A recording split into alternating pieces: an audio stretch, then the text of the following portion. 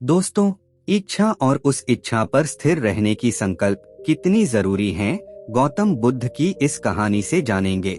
आइए आज की कहानी शुरू करते हैं। एक व्यक्ति एक मार्ग में बहुत तेजी से आगे बढ़ रहा था। तभी अचानक वह दूसरे व्यक्ति से टकरा गया। इस पर वह दूसरा व्यक्ति क्रोधित होकर कहता है, अरे तुम क्या जानवर हो, क्या तुम्हें दिखाई नहीं देता, एक सांड की तरह लगातार आगे बढ़ते जा रहे हो। इस पर पहला व्यक्ति कहता है, काश आप जो कह रहे हैं वही सत्य होता, लेकिन दुर्भाग्यवश मैं एक मनुष्य हूँ। उस पहले व्यक्ति के मुंह से यह सुनकर उस दूसरे व्यक्ति का क्रोध शांत हो गया। वह उस पहले व्यक्ति से कहता है, लगता है तुम बहुत दुखी हो, वरना सौभाग्य की बात को दुर्भाग्य ना कहते, क्योंकि एक इंसान का जन्म पाना तो बड़े ही सौभाग्य की बात है। वह मनुष्य का जीवन बड़ी कठिनाइयों से मिलता है और तुम हो कि एक जानवर होना चाहते हो। तभी वह पहला व्यक्ति कहता है, मित्र, क्या आपने कभी किसी जानवर को आत्महत्या करते हुए देखा है? क्या आपने कभी किसी जानवर को किसी दूसरे जानवर को धोखा देते हुए देखा?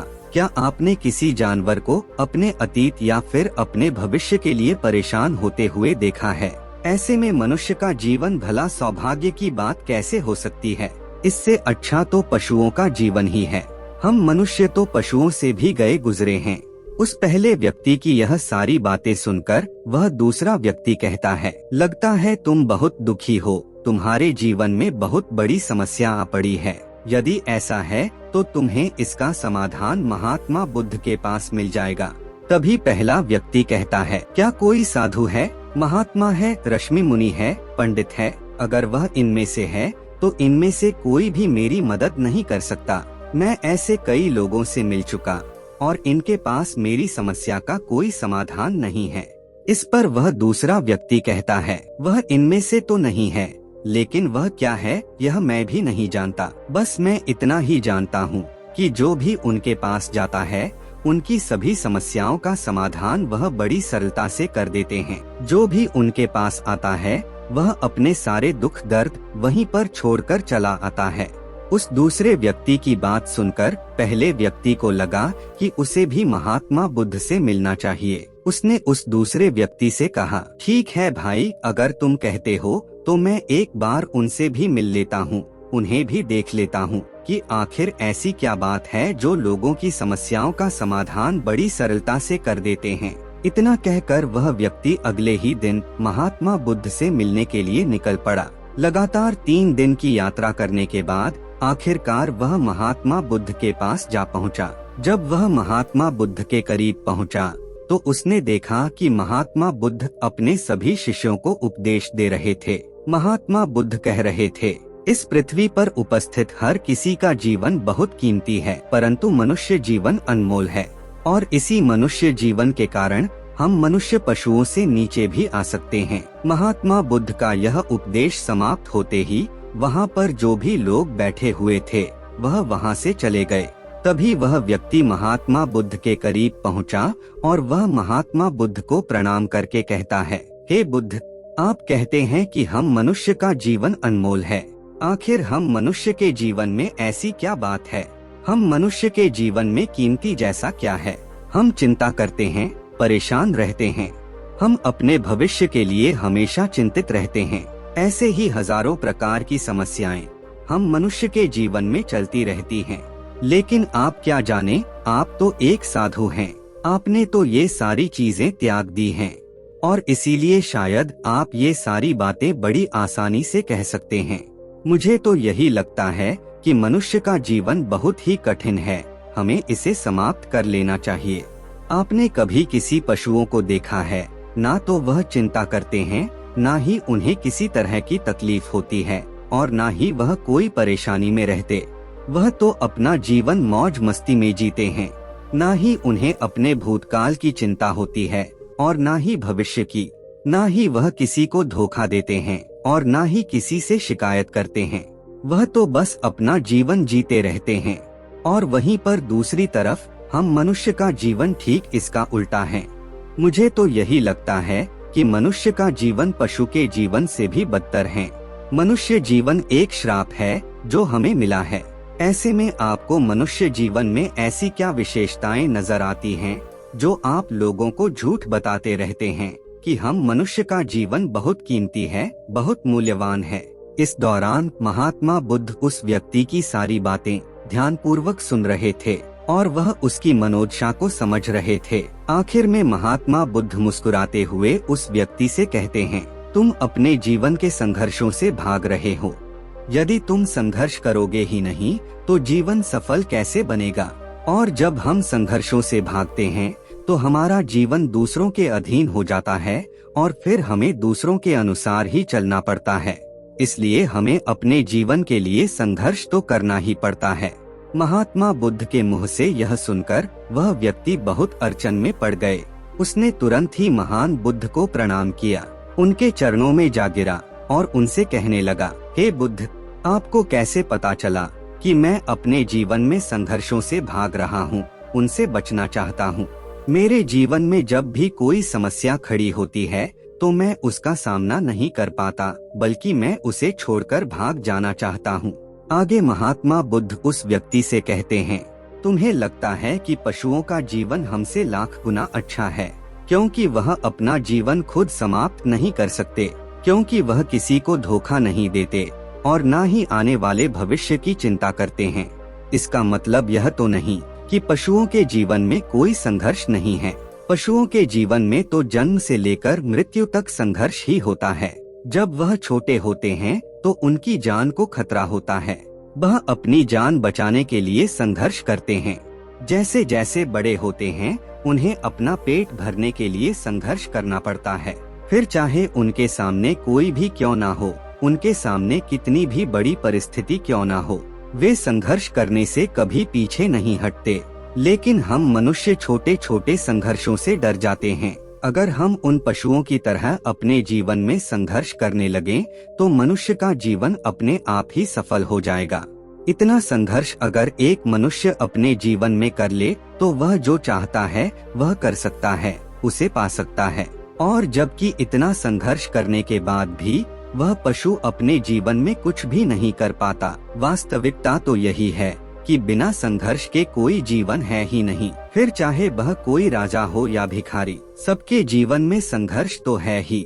जो भी इन परिस्थितियों के खिलाफ संघर्ष नहीं करता, फिर चाहे वह मानव हो या पशु, उसका नष्ट होना तय है। इस पर वह व्यक्ति कहता है, हे महान बुद्ध, क्या आप मुझे कोई ऐसी चीज दे सकते हैं जिससे मेरे जीवन के सारे संघर्ष हमेशा हमेशा के लिए मुझसे दूर हो जाएं?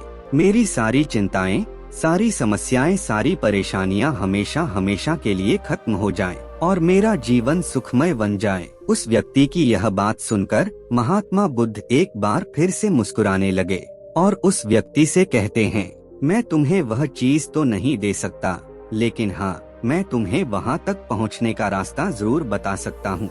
यदि तुम वहाँ तक पहुँचने का संघर्ष कर लो तो तुम वहाँ तक पहुँच ही जाओगे और तुम्हें वह चीज मिल जाएगी। लेकिन मेरी एक बात और याद रखना कि इसका अर्थ यह भी नहीं है कि इसके बाद से तुम्हारे जीवन में परेशानियां या फिर समस्याएं आनी बंद हो जाएगी। तुम्हारे जीवन में परेशानियां और समस्या तो आती ही रहेंगी, लेकिन उनका प्रभाव तुम पर बहुत कम हो जाएगा। तुम्हारे जीवन में दुख और समस्याएं तो आएंगी, लेकिन वह तुम्हें छू नहीं पाएगा। और ऐसी अवस्था में चाहे तुम्हें कोई कितना भी दुख देने का प्रयास क्यों न करे, तुम्हें चाहे कोई कितना भी धोखा देने का प्रयास क्यों न करे, तुम्हें कभी भी धोखा नहीं मिलेगा। सब कुछ तुम्हारे पास ही होगा, लेकिन फिर भी वह तुमसे दूर रहेगा। महात्मा बुद्ध की यह बात सुनकर वह व्यक्ति महात्मा बुद्ध के सामने दोनों हाथ जोड़कर महात्मा बुद्ध से कहता है, हे महान बुद्ध, बताइए वह चीज क्या है और मुझे कहाँ मिलेगी? मैं उस चीज को पाने के लिए कुछ भी कर सकता हूँ। मैं अपना पूरा प्रयास लगा दूंगा, लेकिन उस चीज को हासिल करके ही दम लूंगा। इस पर महात्मा बुद्ध ने उस व्यक्ति से कहा, सोच लो, एक बार यदि तुमने रास्ता शुरू कर दिया तो तुम्हें उस रास्ते पर चलते ही रहना होगा जब तक कि तुम अपनी मंजिल को पाने ही लेते, और यह रास्ता अत्यंत संघर्षों से भरा होगा। क्या तुम अपनी मंजिल तक पहुंच पाओगे? इस पर व्यक्ति कहता है, आप मुझे वह मार्ग बताइए, मैं उस पर चलूंगा। मैं अपनी अंतिम सांस तक संघर्ष करूंगा। लेकिन उस चीज को हासिल करके ही दम लूंगा। इस पर महात्मा बुद्ध कहते हैं, सुनो, उस चीज का नाम है शांति, जो तुम्हारे मन के भीतर गहराइयों में है। जैसे यह समुद्र की लहरें ऊपर से तो बड़ी तीव्र नजर आती हैं और उछाल मारती हैं, जिन्हें देखकर हमारा मन घबरा जाता है, परंतु ठीक इसी के विपरीत उसकी गहराई में वह बहुत ही शांत होता है। और ठीक इसी प्रकार हमारे मन की गहराइयों में भी वह शांति छिपी हुई है।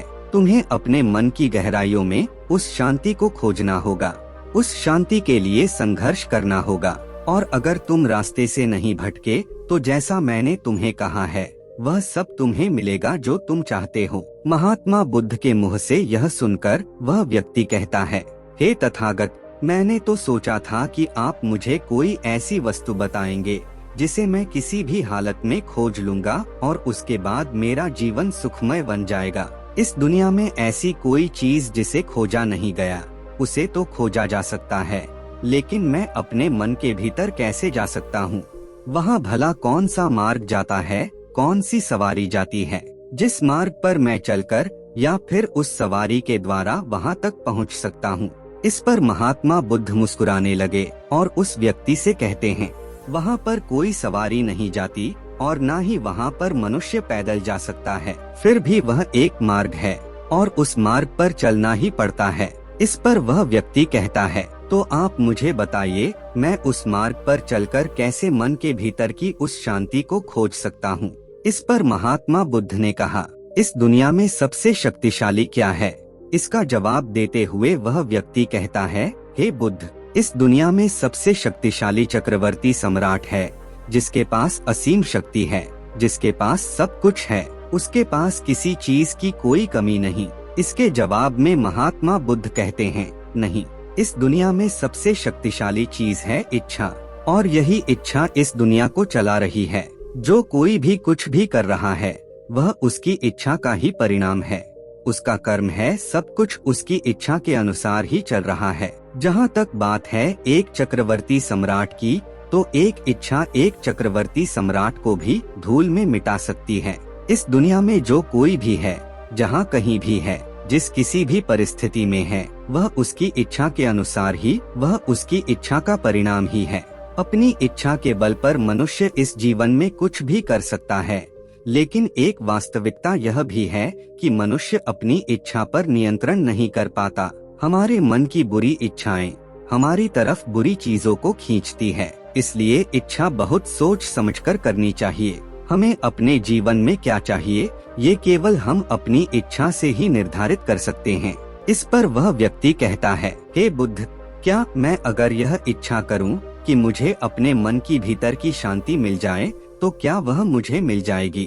तभी महात्मा बुद्ध कहते हैं, इस दुनिया में सबसे शक्तिशाली इच्छा अवश्य ही है, परंतु फिर भी मनुष्य न जाने अपने जीवन में तरह तरह की इच्छाएं पालता है, लेकिन वह सारी इच्छाएं उसकी पूर्ण नहीं हो पाती। जानते हो क्यों? क्योंकि उस इच्छा को पूरा करने के लिए एक और चीज की आवश्यकता पड़ती है, और वह एक चीज की कमी मनुष्य के जीवन में हमेशा बनी रहती है। क्या तुम उसके बारे में जानते हो? इस पर वह व्यक्ति कहता है, नहीं बुद्ध, मैं नहीं जानता। वह क्या चीज है? तभी महात्मा बुद्ध कहते हैं, संकल्प के बिना इच्छा व्याप्त है। संकल्प के बिना तुम चाहे कितनी भी बड़ी इच्छा क्यों ना कर लो, लेकिन वह कभी पूरी नहीं हो सकती। संकल्प जितना मजबूत होगा, तुम्हारी इच्छा भी पूरी होने की संभावना उतनी ही अधिक होगी, और संकल्प जितना कमजोर होगा, तुम्हारी इच्छा भी उतनी ही कमजोर होगी। तो अगर अपनी इच्छा को पाना चाहते हो तो संकल्प तीव्र होनी चाहिए, और तुमको वह सब कुछ मिलेगा जिसकी तुम उपेक्षा कर रहे हो। दोस्तों, इस कहानी से हमें यह सीखने को मिलता है कि जीवन में संघर्ष से गुजरना तो स्वाभाविक है, चाहे हम मानव हो या पशु। महात्मा बुद्ध के अनुसार शांति को प्राप्त करने के लिए हमें अपनी इच्छा को सजीव करने के लिए तीव्र संकल्प और संघर्ष करना होता है। इच्छा को पूरा करने के लिए संकल्प मजबूत होना चाहिए, और यह सिर्फ व्यक्ति की उपेक्षा के साथ ही संभव है। संघर्ष के माध्यम से जीवन की सभी कठिनाइयों का सामना करना ही सच्ची शांति प्राप्ति का मार्ग है, और इसके बाद हमें जीवन की सुखमय यात्रा में आनंद का अनुभव होता है। आशा करता हूँ ये वीडियो आपको अच्छी लगी होगी। कमेंट पर नामो बुद्धया लिखना ना भूले।